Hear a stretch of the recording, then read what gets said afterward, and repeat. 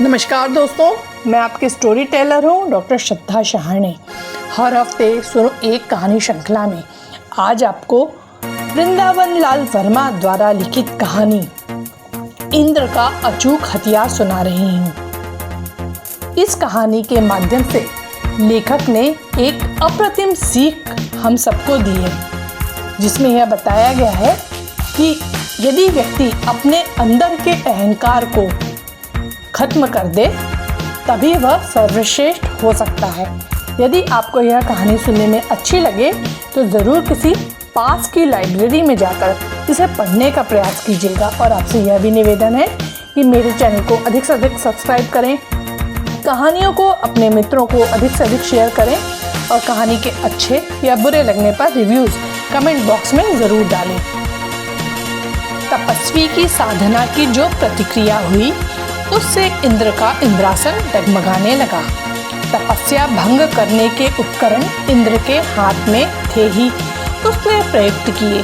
तपस्वी के पास मेनका अप्सरा अपने साज बाज के साथ जा पहुंची। ऋतु वसंत की तो न थी, परंतु तपस्वी के स्थान पर मेनका के पहुंचते ही पौधों और वृक्षों में कोपलें लहलहा उठी।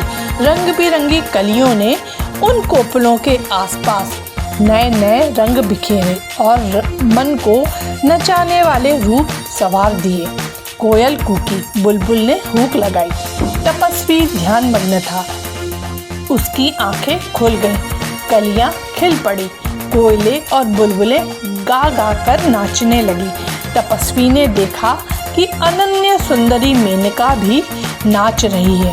मेनका में रूप था, रस था, प्रकृति में गंध थी, सुगंधी थी। तपस्वी ने मेनका से कहा, आओ मेनके। मेनका ने सोचा, अरे यह तो बिना किसी बड़े प्रयास के ही फिसल पट्टी पर फिसल गया।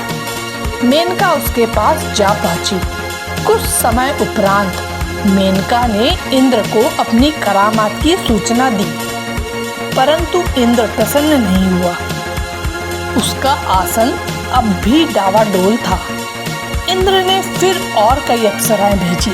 उन्होंने ग्रीष्म, वर्षा, शरद, शिशिर, हेमंत सभी के नाना रूप दिखलाकर तपस्वी को मोहित करने के पूरे प्रयास किए। तपस्वी ने सभी का स्वागत किया, फिर भी न तो उसका ध्यान टूटा और न तपस्या टूटी।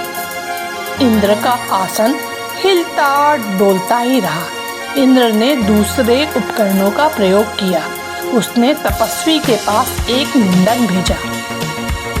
निंदक ने चिल्ला चिल्ला कर कहा, तुम्हारी आंखें छोटी छोटी हैं, नाक चपटी, गाल पिचके, बाल घास जैसे, पूरी देह जैसे किसी गंदे नाले के आसपास का ऊबड़ खाबड़ जंगल हो। तुम्हारी तपस्या तप की किसी भी परिभाषा में नहीं आती। नियम विरुद्ध है, विधान के प्रतिकूल। तुम तो विरोधाभास की मूर्ति हो। कुछ नहीं पाओगे इस तपस्या से, है ही कुछ नहीं। तपस्वी बोला, बके जाओ बेटा, मैं परवाह नहीं करता। परंतु उसका ध्यान नहीं टूटा। निंदक लौट गया।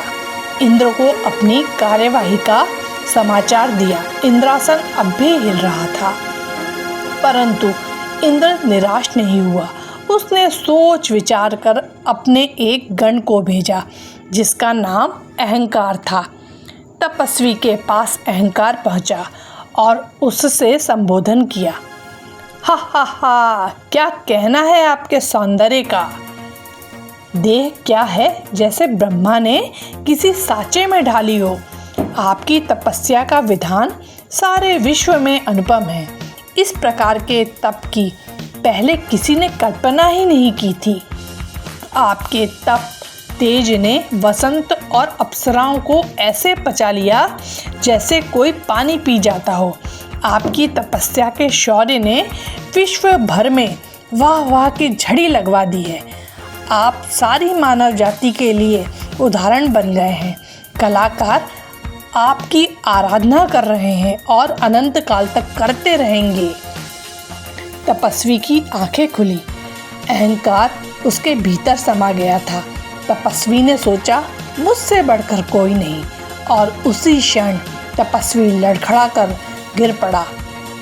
अब वह केवल एक दुर्बल सा मनुष्य रह गया था और इंद्र का आसन निश्चल हो गया था। यदि आपको यह कहानी सुनने में अच्छी लगी हो तो ज़रूर इसे अपने दोस्तों को शेयर कीजिएगा। धन्यवाद।